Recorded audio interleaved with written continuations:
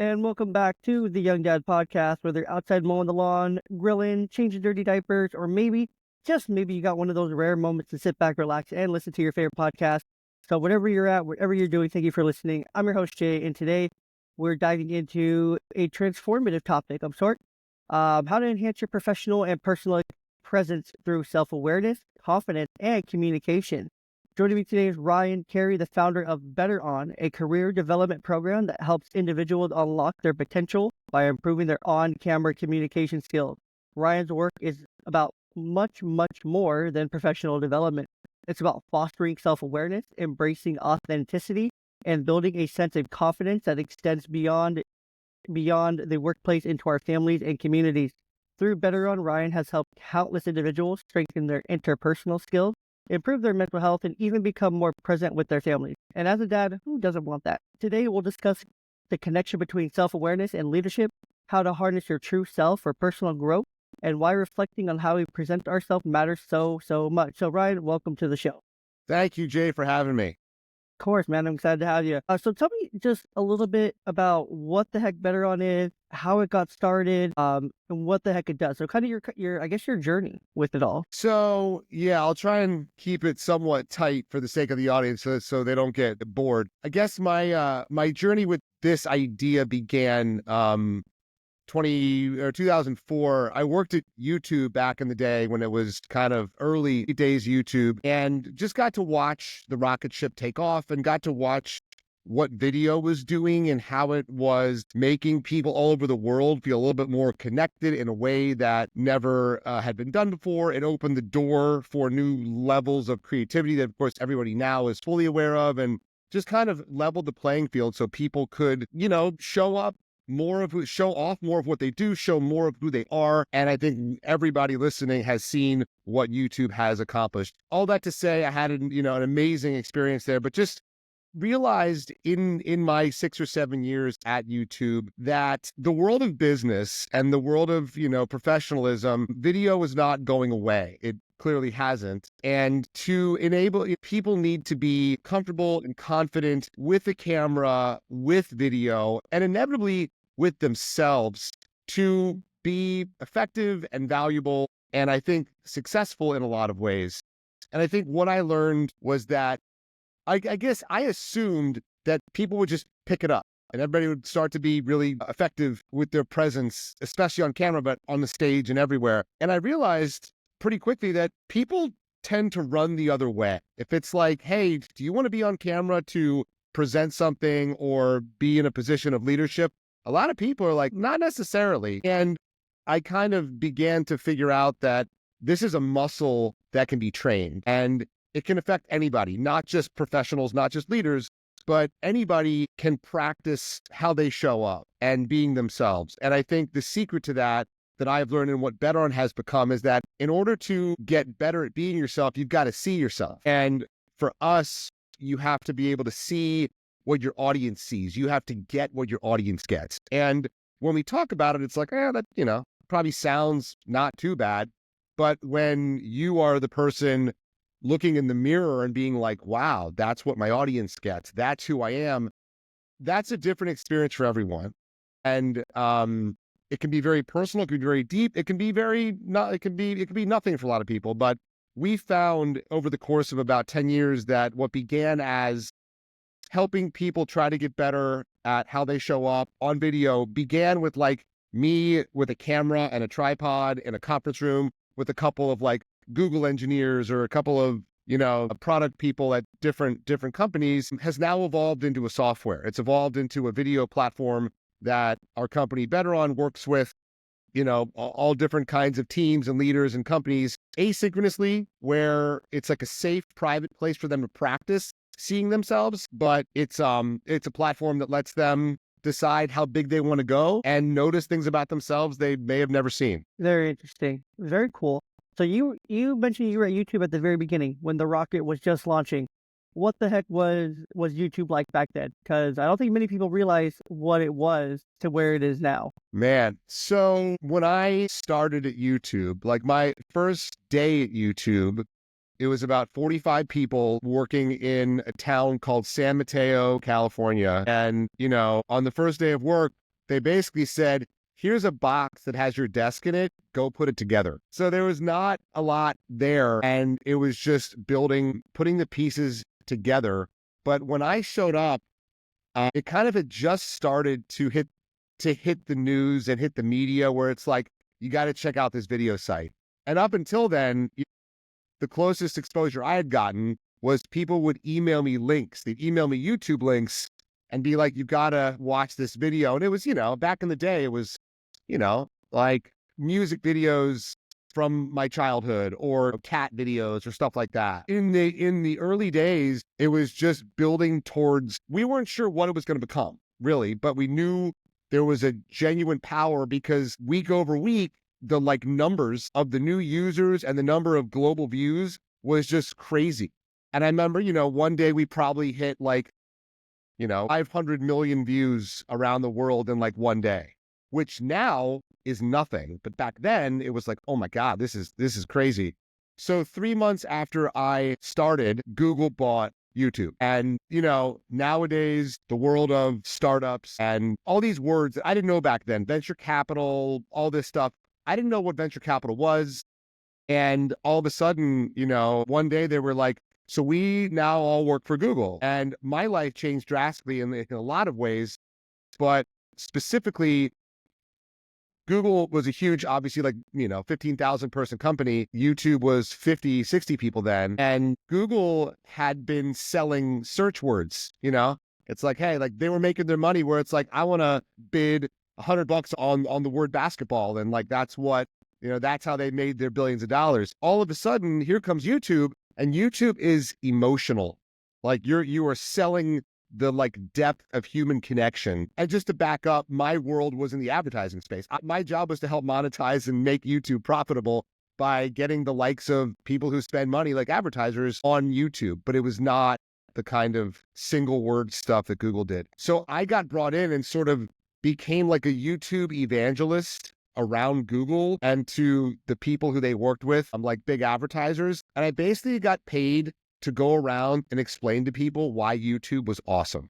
And it was the greatest 5 years of my life. That's really cool. No, I've always wondered, I love to hear about those early people who were there in the beginning of different things, because it was so different back then, right? You're saying it was 50, 60 people and you literally show up on day one and said, well, here's your desk, literally go put the pieces together and figure it out. To go into more of the public speaking thing and the video thing, it is definitely not for everybody. It is part of something that you have to be incredibly vulnerable to do, right? To put yourself out there. That's for any kind of public speaking in front of a crowd. At my work, my real job, not my podcast, side hobby thing that takes up a far too much amount of time, but I love it. But my actual job, we often have staff trainings and stuff, so we have to go over policy and things like that. So we'll go around. People are even afraid to read in that small little group. Just read a couple paragraphs or read a page or something just for the sake of skip. It's like, just read the freaking page. It's not that hard. You know how to read. Wait, Jay, what's your actual job? I work in mental health. Yeah. And so it's, they just don't, it's like, why is it so difficult? But then I'm like, well, it's easy for me. Just because it's easy for me doesn't mean it's easy for everyone. I also have a lot of practice talking in front of people. Or talking in front of a camera, or talking in front of just crowds. I've done different public speaking events and things like that throughout when I was a teenager, in my 20s, things like that. So for me, it's natural, right? For some people, it's very natural. For some people, it's very difficult. And that's a real thing, like you're mentioning there. But it shouldn't be. It shouldn't be, because we talk face to face every day, right? And so it should be transferable. At least in my head, it should be something that's transferable. You know what I mean? Absolutely. It's such a different, and again, I'm not the expert in any way, but from what I've learned, it's a completely different mental space and a different brain space when you observe yourself. You can see anyone else, because that's how we live. We see everyone else. We're not looking in the mirror all the time, or for some people, they don't often look in the mirror ever. And when a chance comes not only to look in the mirror and see yourself, but see yourself trying, see yourself trying to connect, trying to create a moment for whatever reason, that there's a lot of power in that. To me, it's a very sacred space, to be honest, because I'm not, I've just created something that vulnerable, brave people step into, usually on a professional, training level. But they walk away being like, oh shit, this was way more than like professional training. This is like about me as a human. And that's what I want people to feel. Most definitely. And so how does BetterOn help individuals with that like sense of self and improve their confidence? So the root of it is real simple. And actually, the root of it is something anyone can do right now. The root of it is to record yourself on whatever you use on your phone camera, on your computer camera, record yourself telling a story, record yourself, talking about anything, and then stop it, take a second, and then hit play. And don't cringe, like watch yourself. And as simple as that may sound, that's the root of what we do. Is we take that cycle that I'm describing and we create we try to create a safe, supportive practice environment for anybody who is willing to step into that space. So when we sort of layer on top of that, how we work with, businesses, we'll go into really any business and say, do you want to invest in your people? Do you want to help your people show up more effectively for whatever you're doing, but also invest in their growth as people? If the answer is yes, and it is not always yes, but when it is yes, we'll then say, great, give us however many people you want to go through this, and we will work with them privately. We basically, our platform is just, our mantra is record, reflect, repeat. So we just bring people in and have them, practice not just practice telling stories, practice talking about what they want to talk about, practice talking about what they're passionate about. Surprise, no surprise. A lot of people out there don't get to feel a lot of passion in their day to day, but they have passion. And a lot of people don't get the chance to activate it inside of themselves. So we're sort of trying to go down the road of like, let's play around with those emotions and what fires you up. And let's get it out there, and then let's observe it together.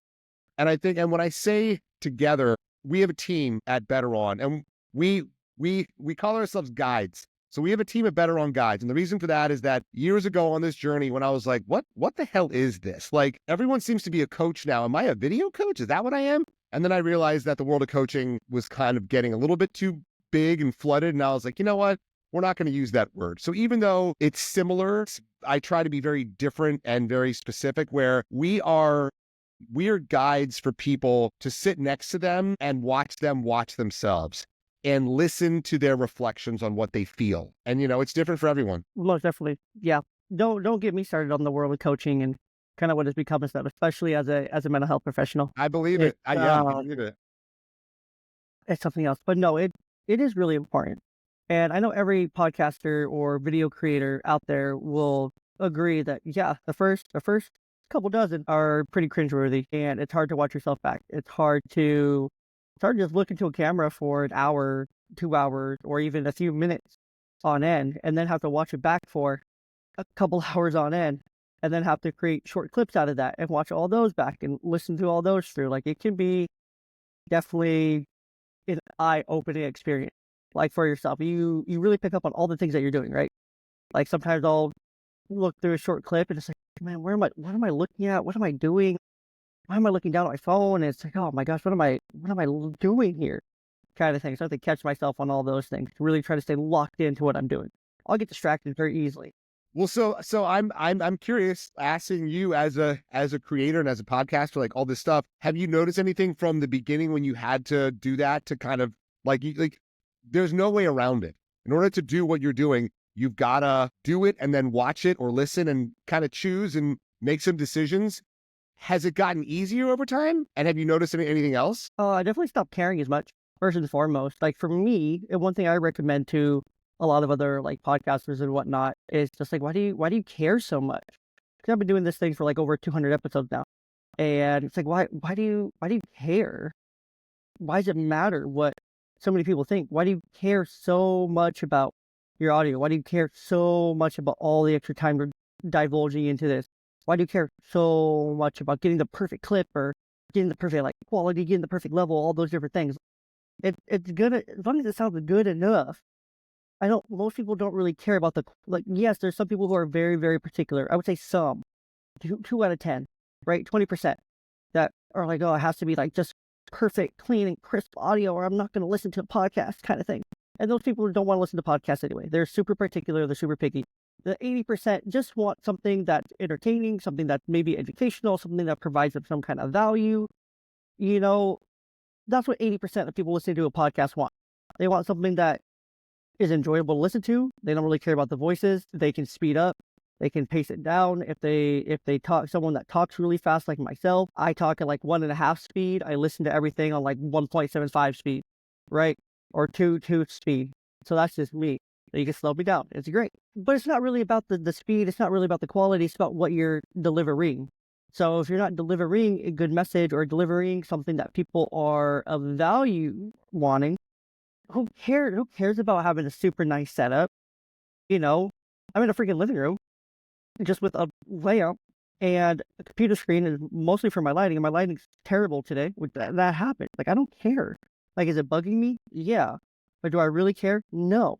So first and foremost, that's the biggest thing for me is I've noticed that I care a lot less. In the beginning, it was like, I'm going to spend a little bit more time. I'm going to try to do all these things. And then throughout time, I've tried different programs and whatnot. And I'm just like, I am wasting so much time trying to do this or do that. Or it really doesn't, I don't hear any difference really. So why am I wasting this time? I don't really care. And then over time as well, like I've always had a speech impediment. Sometimes I stutter and sometimes those things come out. And again, I've learned like that's just part of who I am. That's just part of when I talk. That happens. Like there's nothing wrong with that. That's just me. Gotta accept that. So acceptance is a big one. Do I have the most silky smooth radio voice? Do I sound like this all the time and have just one of those silky smooth radio voices? No, I don't. Sometimes I sound a little nasally. Sometimes I sound a little bit deeper. Sometimes I'm a little stuffy when I record. You know, again, it doesn't really matter. People don't really care. I don't have anyone producing this podcast to do all those extra fancy audio things. Riverside's my producer, and that's all I got kind of thing. And I make it work. I've made it work this far and done decent, and I'm pretty happy with the result.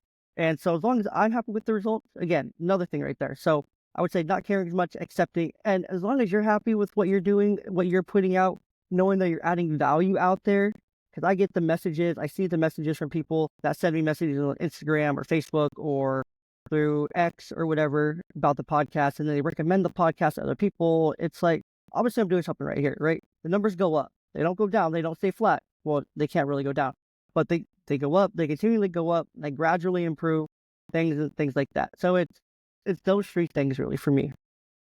So I think what you're highlighting here is so great. And it sort of, to me, echoes the theme of we have to get out of our own way to reach other people. And everything you just said about that process, you know, of just being like, I don't care. Like, what's there to care about? Like, no one else cares this much. Why should I? And once you, and that, but that's a practice, and that takes time and like a muscle. But once you begin to see on the other side of the hill or whatever it is, and people are like, thank you, like, thanks for giving. You're like, oh, but I didn't, but it's not perfect. And it's like, no one cares. It's up to us to like, let ourselves out like that. Yeah, no, you're 100% right there. Like we are in our own way so often, just trying to, because we want things to be a certain way all the time.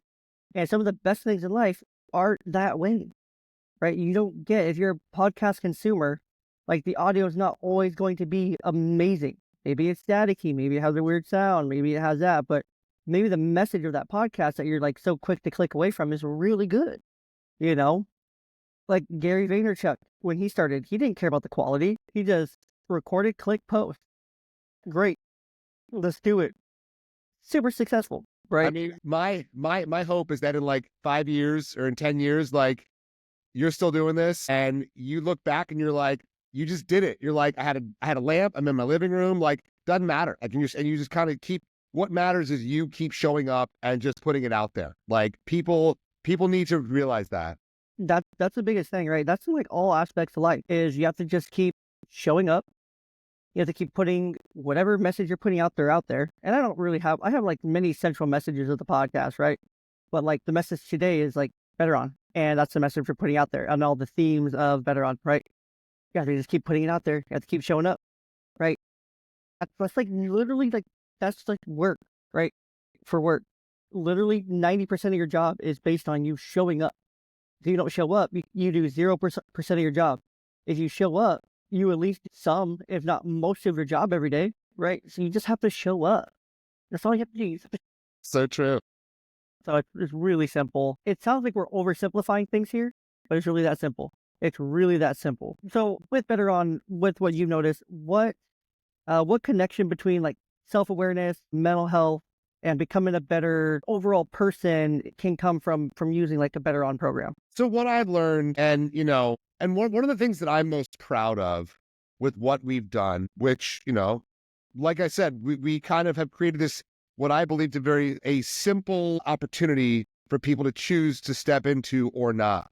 When I think about the results, and when I think about what clients have told us, once they walk this road, basically by themselves with a guide, but it's their work. There are no shortcuts. Like, they're doing the hard shit, looking at themselves. More than half of them, when they're done, will say, man, this feels a lot like therapy. And my response to that is like, don't say that too loudly, because I am a huge proponent of therapy and will talk about it forever.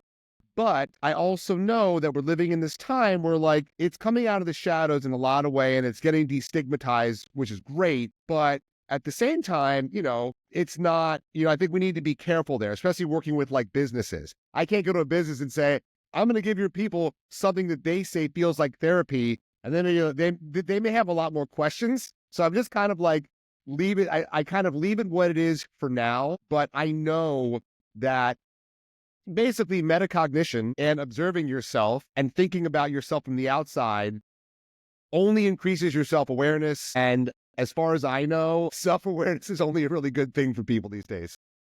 Yeah. I feel like more people need to be self-aware and increase their self-awareness. It won't hurt you at all to increase your self-awareness, because it's good to know those things about you, right? That's something my brother always points out. He's like, my brother always points out that I'm able to point out like different things about people all the time. Like, I'll pick up on their patterns. I'll pick up on what they're doing. I'll connect these dots like pretty quickly in real time about different people and whatnot. My wife notices it too, and things like that. And it's just, something obviously I'm trained to do because I, kind of have to, but it's like, okay, like, they're not even aware they're doing this kind of thing. Or I'll say to him, like, you're not even aware of this thing.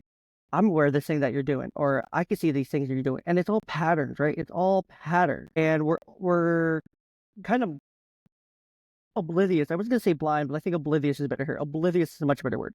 We're very oblivious to our own patterns, our own things that we do day to day. We're very oblivious to even how we tick, how we talk, how we interact, how we walk, things like that, right? We don't slow down enough to control the physiological, right? We don't slow down and notice, how fast am I walking? How much am I talking? How much am I like pacing, or how much am I fidgeting, or how much am I doing these different things, right? Like, we don't slow down enough to realize these things, to really have that level of self-awareness. Because if we can, at least I believe personally, if we can control the physiological, we can control the psychological. But we can't do one without the other. We can't control the psychological without the physiological, because we have to be in control of our body. We have to be in control of ourselves. We have to be able to slow down and assess in real time. Hey, I'm walking really fast right now. What does that mean? Or I'm playing with my hands. I'm biting my nails. I'm scratching my skin. Things like that, over and over and over again. What does that mean? Where am I feeling it? Kind of thing. How do I knock that off? What do I need to do with myself right now? Right? And we have to essentially start with, and very simple thing you can do. If you're a fast walker and you're always trying to beat everyone, beat the crowd there, challenge yourself to be the last one. Challenge yourself to just slow down and walk slower than everyone else. And really, you'll feel that in real time. Be like, oh my gosh, that's brutal, right? And just slow down and get control of your body, get control of your breathing, get control of all your different senses, right? And slow down before you keep moving forward. And then you'll be very self-aware of all the different things you're doing. And you gotta have that self-awareness. I mean, yeah, you're describing like that's how people change behavior. Exactly. And a lot of the things that we do, at least I feel like even with speaking and things like that, is there's some people that will be trying to talk to you, but they'll be looking like this. And I don't really get offended by that, because it's like, oh, they're just trying to process a thought. They're not trying to think of anything intricate or like a lie or anything like that. Because some people will look you dead in the eyes and just tell you a flat out lie. But for me, I often have to like look away. I'm like, I'll be talking and then I'm trying to get the rest of the thought to come through and to get out kind of thing. So I'll be looking off to the side sometimes, or I'll be looking down or trying to like think or things like that. It's not that I don't want to give you that respect, because my grandma, who I was raised by, she's like, well, when you're talking to someone, you got to look them in the eye. You got to have maintain that eye contact. Very important. But it's like, well, I can't do that all the time, because sometimes if I'm looking you in the eye and I can't get my thought out, then that's when I'm going to stutter, right? And that can be really difficult. So you got to be aware of your different things, and you don't have to apologize for them. This is how you are. This is who you are, and that's okay. I'll tell you a little story. So I still have a stutter. So I wanted to make that parallel there.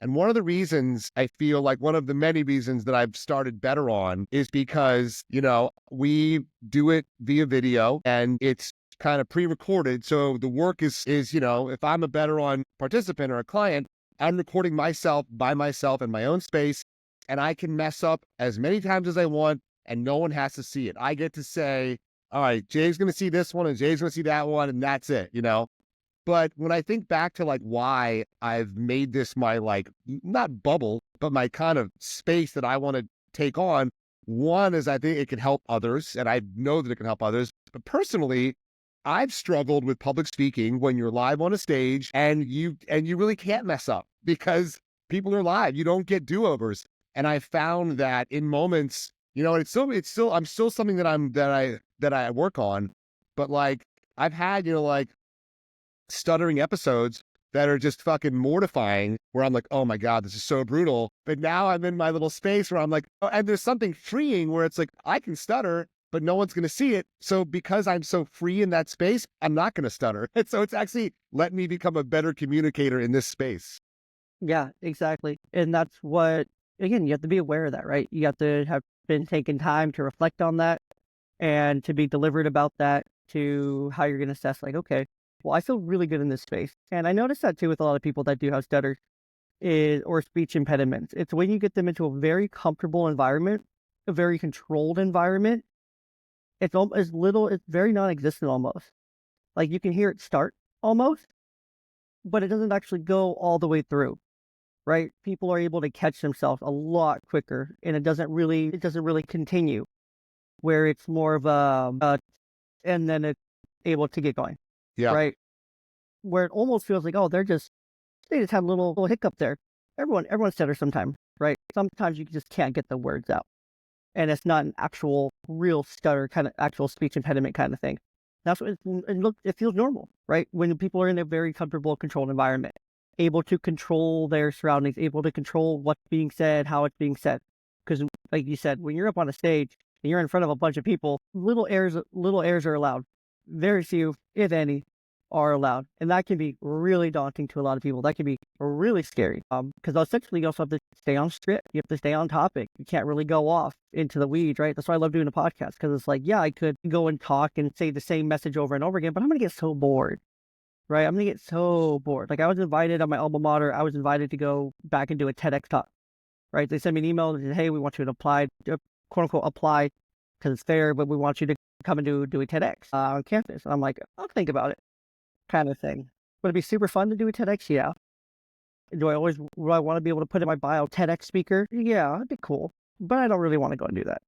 Because A, it's going to take me up until the day before to decide what the hell am I going to talk about.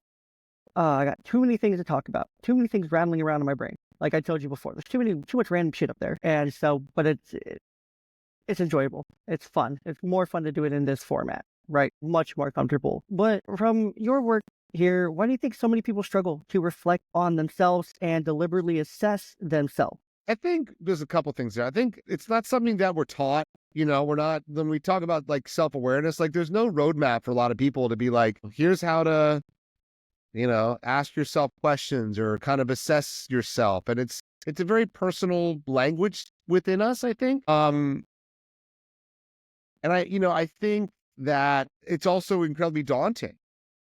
There's such I guess I could look at it so many ways, but when we talk about like velocity or speed as an example, especially these days, we're going faster than we were, and we're probably going to keep going faster. Like the world's moving and we're just kind of strapped in, hoping that we kind of make it out. So one of the slowest experiences where time can stand still is when someone, hits pause on the world and then stops and looks at themselves. Like it's like the absence of time. And I just think that in itself, like going from like 100 down to 0 miles an hour, it's like, whoa, what is this space I'm in watching? And then when you begin to look at who you're looking at and you're like, wait, that's me? Who is that? This is what people say. Like, this is where, I can only sort of assess broadly, but it's such an intimate experience for everybody that, to simplify it, the more you do it, the easier it's going to get. It's like taking one of the hardest things someone could do, which is be like, not only look at yourself, be like, who am I? Like, who the hell am I? And then it's like the first time you ask, it's like, whoa, this is heavy. But it's like if you keep asking and you keep reflecting in some capacity and build that, I guess, part of your psyche, you're going to get somewhere new. Where? No idea. Like there's no roadmap for the individual. It's like, but again, I want to believe it's a positive place. Yeah, no, I agree with you there, right? And it can be very daunting. It's something that no one's taught, right? Like we're not taught how to self-reflect. Honestly, we're taught to blame other people and let other people solve our problems for us, especially our kids now. We're not really teaching them to reflect and to take responsibility and to be accountable for themselves and their own actions, things like that. And so that's a big part of it there.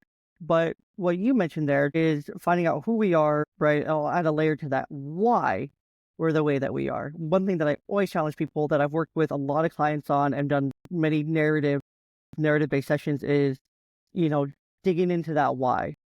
Okay, why do you think you feel that way? Okay, why? Okay, go deeper. Why? Okay, why? Where do you think that's coming from? Why? Why do you think it's coming from there? Why? And then just chasing that narrative all the way down to the root, right? That's where I feel it gets you. It gets you not to any like foreign, unseen place, and it is rather positive because you understand the why, you understand the root. I've done this exercise with myself to where I've gone back to, I can't go back any further, right? Just getting into like a meditative state and trying to go back deep, right? Why? Why do I feel that way? Okay. Why did this thing happen? Okay. Why is it affecting me now? Okay. Why did it affect me then? Why? Just go back. Why through this endless rabbit hole of why, which can take you back. Sometimes it takes you back a couple of years. Sometimes it takes you back a lifetime, right? Sometimes it takes you back to the early depth of your memory into like childhood and whatnot, and you're able to unlock and things like that and to, really rediscover. But you have to understand yourself. You have to understand why you do certain things and why you react certain ways to different situations, right? And again, it takes that process of self-reflection. It takes time, right? Like you mentioned, people are going 100 miles an hour. And so when they actually have to sit and do something that requires a process or requires a step-by-step action over action kind of approach, it can be difficult. It can be like, oh man, I just want to get this done. I just want to hurry up. I just want to speed through this kind of thing.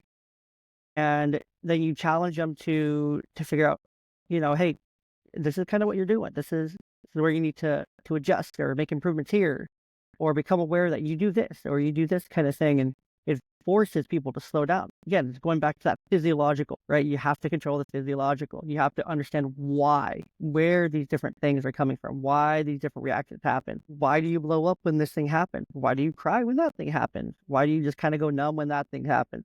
Right? We all have emotions. That's completely normal. Doesn't mean you're like crazy. Doesn't mean you need to go to the doctor, the psychiatrist, and get a pill or anything like that. Like that's not what it means. It means you have a reaction and you need to understand yourself better. You need to understand who you are at a deeper level better. That's simply all of it. I know, again, I'm oversimplifying it here, but what if it really is that simple? And I think too, kind of letting people know, people who are listening, I hope someone listening is like, yeah, I should wonder about myself. It's like if you get to a point where you're not sure why, or it feels hard, like there is help out there to help you with it. And not necessarily not, and probably not BetterOn, but just like the world of mental health is broad and bigger. And there's, it's not, because again, when we talk about it in these simple outsider ways, it's like, it's probably great to listen to. But if you're someone who's like, okay, I want to kind of look more internally and ask those questions, that's hard work for everyone who has the courage to start to try and do it. And you don't have to do it by yourself. Yeah, bingo. It takes courage, right? It takes courage. It takes courage to get in front of a camera. It takes courage to get in front of a room and speak. It takes courage to lead a conference. It takes courage to lead a meeting, right? It takes courage to go into a leadership position. It takes courage, right? All these things take courage. And there's a lot of fear associated with that courage oftentimes. But when you're able to overcome that fear, things are, I would say 90% of the time, when you overcome that fear, things are pretty great on the other side of that fear, right? You're able to look back and be like, why the hell was I scared? Why the hell did I stay up, till 3 in the morning freaking out about that thing? And it really wasn't that bad. Why did I stress so much about that when it really wasn't that bad? Right? We're so consumed by the fear and by the unknown and by the scary, right? Which is why, again, it comes back to so important to being aware of yourself. Okay, why am I afraid of that? Why am I afraid of going and doing that thing? Why am I so afraid of speaking in a crowd? Where does this come from in me? Right? And then being able to assess those parts of yourself and then, find ways to heal it. Find ways to heal yourself. Reassure yourself, right? Because there's not always going to be someone there to give you reassurance, right? There's only so many coaches. Most of them are kooky and have a very one-size-fits-all approach. Ryan, you don't fit into that since you're not a coach. If you were a coach, you would be a kooky, one-size-fits-all kind of guy, but you're not, which is great. So it's important to understand that because at the end of the day, the only person left there to reassure you is you, right? I'm not going to be there. Ryan's not going to be there. The only person that can be there at the end of every single day to reassure you is you. You are responsible for you. You are responsible for finding the courage. You are responsible for overcoming the fear. You are responsible for becoming more self-aware. You are responsible for all these things, right? You are responsible. I'm not. I definitely am not. I'm going to tell you you're responsible. If you try to come and talk to me, yes, I'll listen. I can validate. I can level with you. But overall, you have to take the responsibility at the end of the day. And I think everyone has the power to do what you're saying. Like, you can do this. You can do it. Not easy, but you can do it. No, everyone can do it. Everyone can do it. But it goes back to the tried and true phrase that people are tired of hearing and or doing or practicing or trying is practice makes perfect, right? Practice makes perfect. The greatest players of all time, the Shohei Ohtanis, the Babe Ruths, the Ichiro Suzukis, the Pete Roses, right? The best hitters of all time, Ty Cobb and all these other baseball players, right? They only get on base 33% of the time if they're the greatest of all time. So they fail 67% of the time, right? But they're still the greatest of all time. They're the best, right?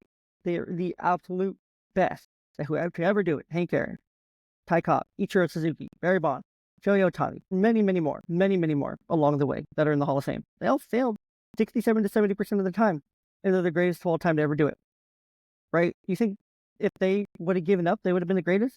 Like, how are you going to go and play a sport that you're about to go fail 2/3, if not 70% of the time, right? Knowing that going in. Or in basketball, right? A good, of 30, 40, 90, right?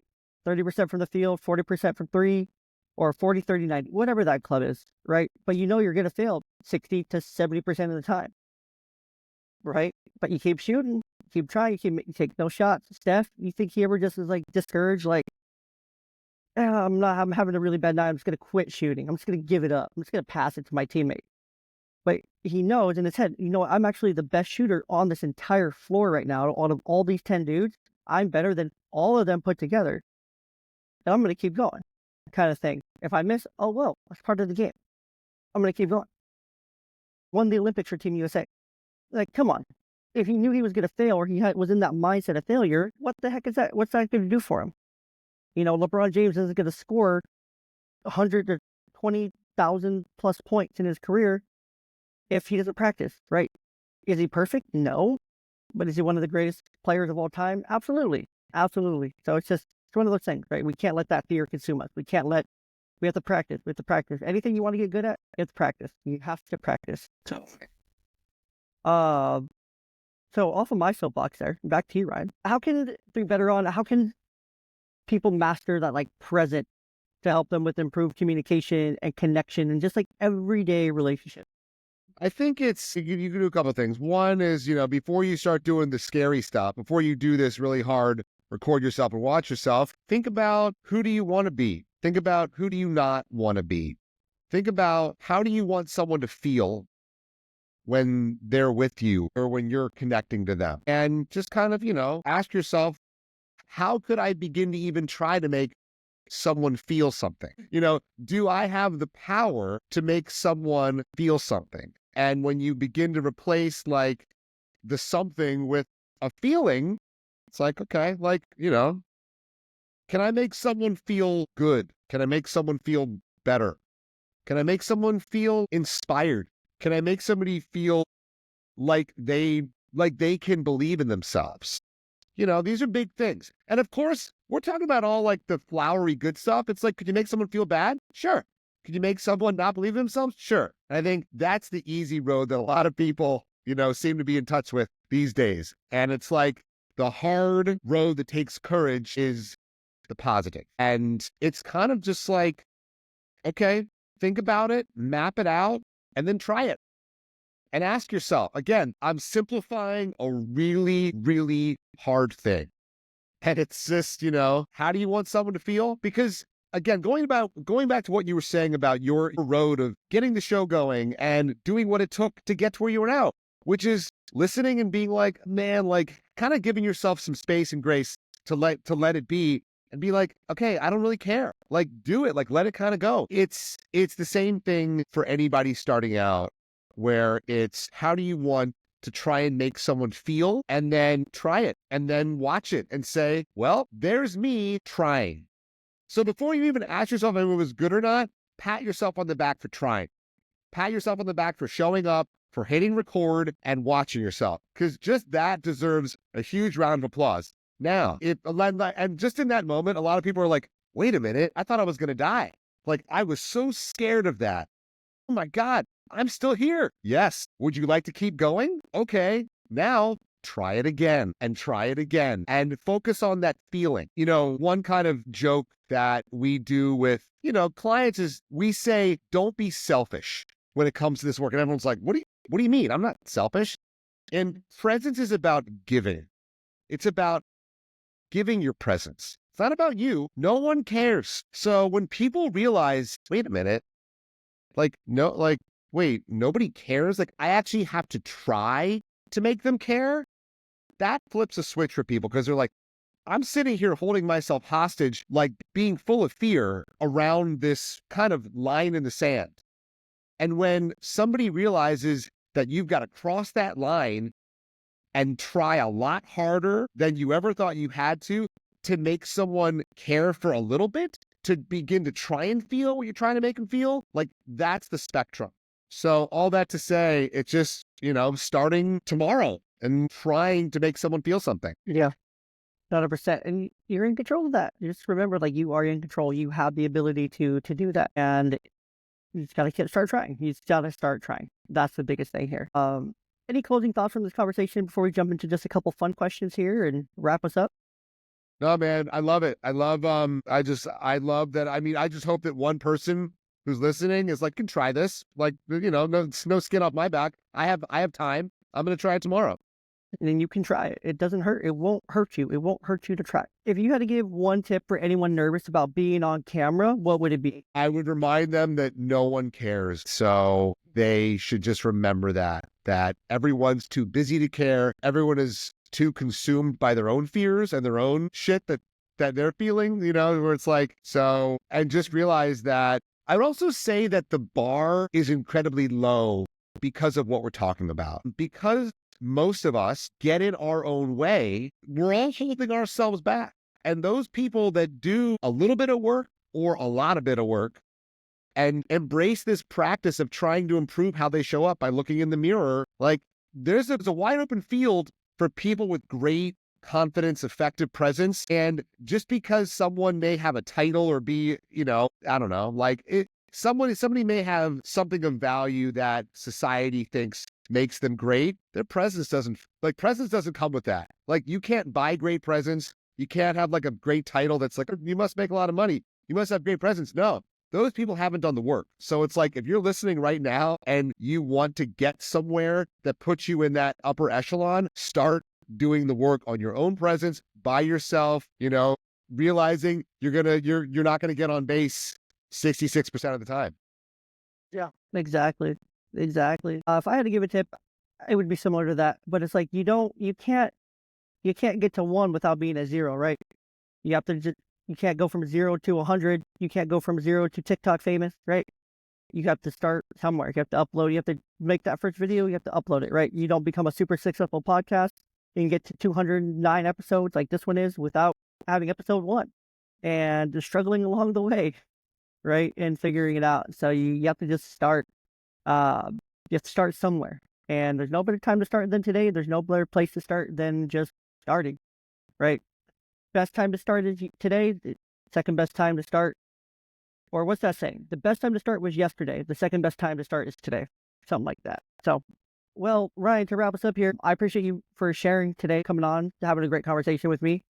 Listen to me ramble and get on a couple soapboxes there. So I do appreciate it. It's always appreciated. Thanks for sharing your insights on self-awareness, communication, personal growth. Your work through BetterOn is a powerful reminder to everyone that improving how we present ourselves can have a ripple effect of every part of our life, from our careers to our families and beyond. Before I do a little call to action here, I just want to ask you, Ryan, one question I haven't asked guests in a hot minute on the podcast, just because I haven't had the time for it. But if you were to give advice to a new dad that's like age 18 to like 22, what's one piece of advice you would give him? Man, oh man. I would say take an extra breath. Give, forgive yourself more than you thought possible. Yeah, you're going to make a lot of mistakes. You're going to make Yep. a lot of mistakes. And that's okay. Mistakes are encouraged. So to our listeners, if you're ready to enhance your confidence, communication, and presence, visit betteron.com. That's BETTERON.com. There's no D in there. So let me try that again. BETTERON.com to learn more about Ryan's transformative program. Start your journey to becoming more authentic, effective, and connected in every area of your life. Again, thanks you for tuning into Young Dad Podcast. Remember, true leadership starts with self-awareness and authenticity. Until next time, lead with purpose, stay present, and keep building a legacy of connection and confidence.